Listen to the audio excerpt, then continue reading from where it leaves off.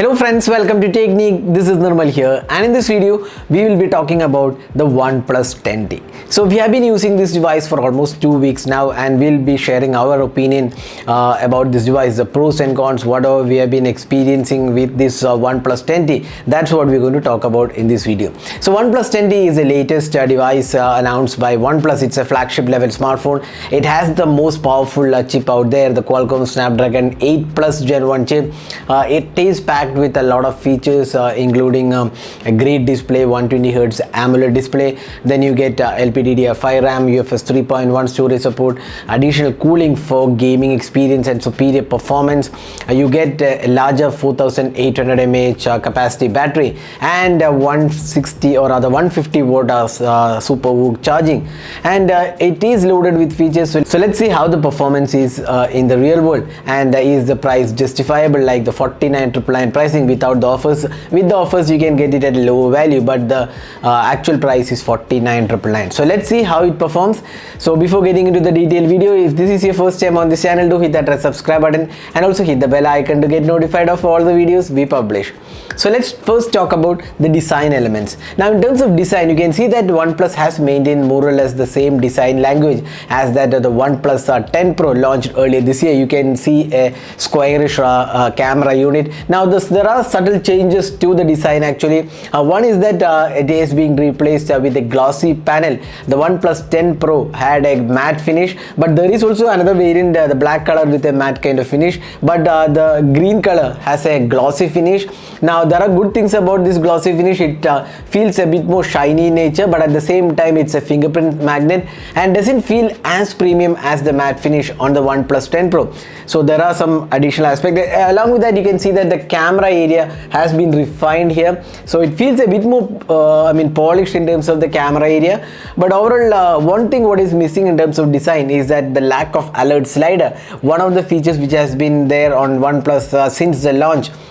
Now there have been a few devices which had skipped the OnePlus alert slider, like the OnePlus 10R, but at a flagship level we expected OnePlus to ship with the alert slider. Now why alert slider has been removed? It has been removed to make way for a slightly higher capacity battery. If alert slider has to be included, then the battery capacity has to be trimmed down. So that's the reasoning by OnePlus. So is it justifiable? Let us know in the comment section. Now moving on to the other aspect, you get a plastic panel here. The chassis is a plastic. Now both have a glass finishing. The back is a glass finish, and we get the Gorilla Glass protection for the display. So in terms of design language, you can see that the OnePlus branding, and here also you can see her entire glossy finish.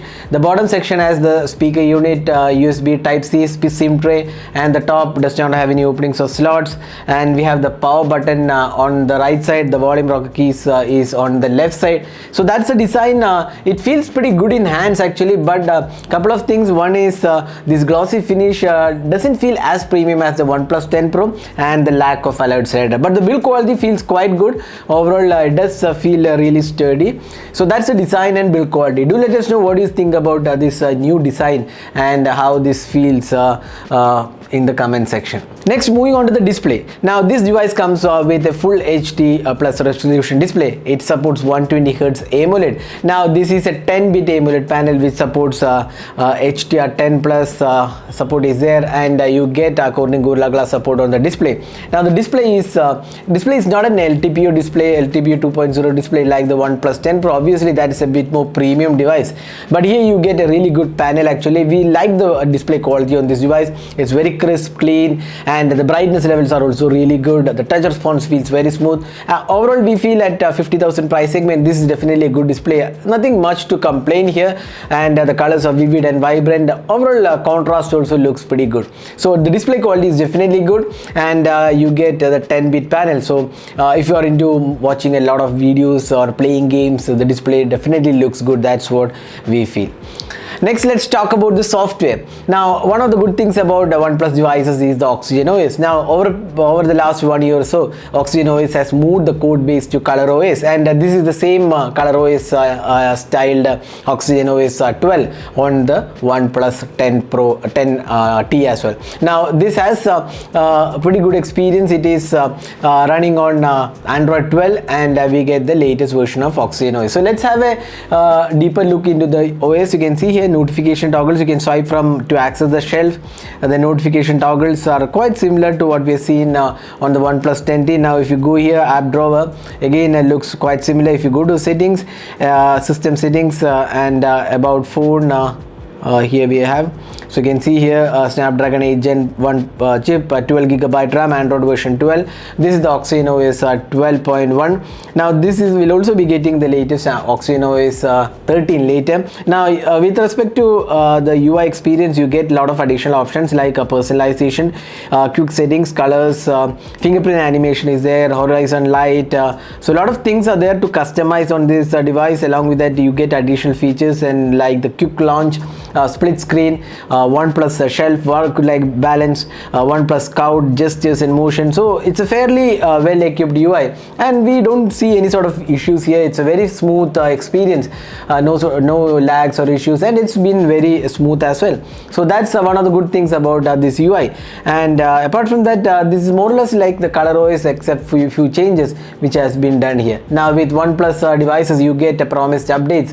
At least 3 updates are promised by the company. So that feature is also there for this device. So software experience is definitely good on this device. Now, moving on to the performance side. Now, performance has to be one of the strong points of this device, obviously, because this has the most powerful chip out there. This is Qualcomm's Snapdragon 8 Plus Gen 1 chip, and this has up to 16 gigs of RAM. And now the variant which we have tested is 12 gigs of RAM, LPDDR5 RAM, and UFS 3.1 storage support, and you get 256GB internal storage. And in terms of performance, the raw performance is really good. We have actually done the performance testing of the OnePlus 10T rather. So you can check out that video. We have uploaded it on our channel. We did the throttling test, then we did the stress test, the Antutu benchmark score, the Geekbench score also we have tested. So it's very good in terms of performance, and even there is no throttling issues, there is sustained performance, there is no major heating issues.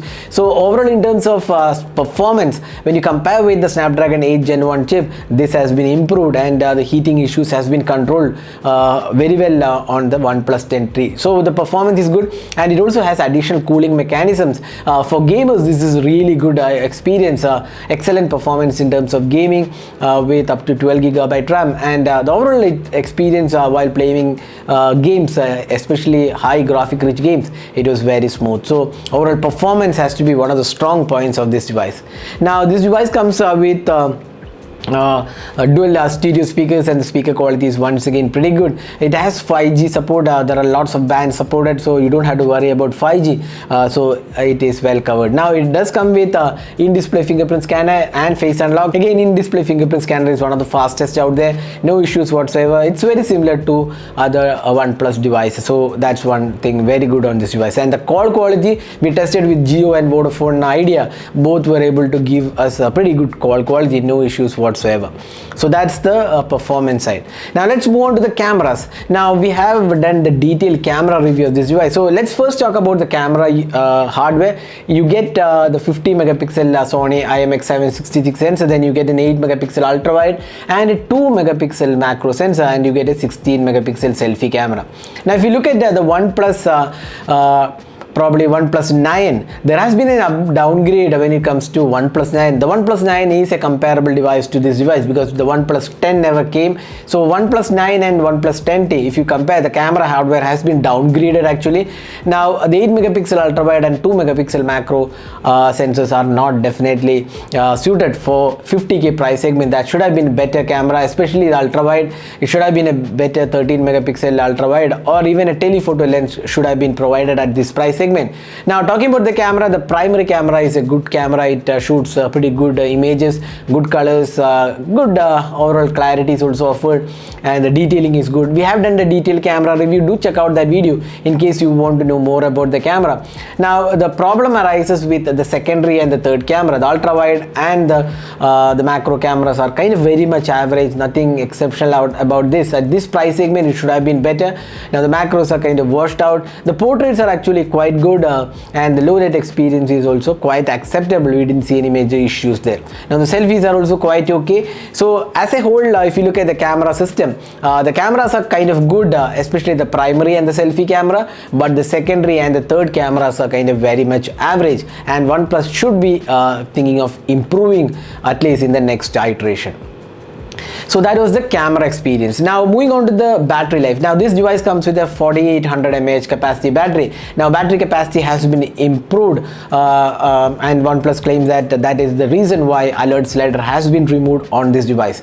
Now the battery performance is very good on this device, especially with really good improvements in the Snapdragon 8 Plus Gen 1 chip. The battery performance is really good, and you get 150 watt SuperVOOC charging. This charger takes just 18 to 19 minutes to charge from 1 to 100%. That's excellent charging speed, and this battery is tested for a multiple charging cycle, at least 800 to above 800 cycles minimum guarantee is there, so you don't have to worry about the battery getting degraded. So that is also included. So battery life is once again very good on this device, so you don't have to worry about battery life. It is pretty good. You can get more than a day of battery life, around 5 to 6 hours easily you can get. Again, that is based on my usage, that might differ. So battery life is good for a flagship device. Probably you can reach up to say 6 to 7 hours easily on this device. So battery life is once again good. Now moving on to the pros and cons. So what is good about the OnePlus 10T? Now OnePlus 10T has a good display. We like the display. It's a 10-bit AMOLED panel, and it looks pretty good. 120 Hz refresh rate. Then software experience is good. Although it's a ColorOS based Oxygen OS, it still feels very nice. Very smooth experience. Excellent performance altogether. Gaming is also really good. There are some additions to the gaming performance. So very good. Throttling is not there on this device, so CPU throttling is very minimal. So again, excellent performance. Now the primary cameras are good, the battery is good, and the charging speeds are excellent.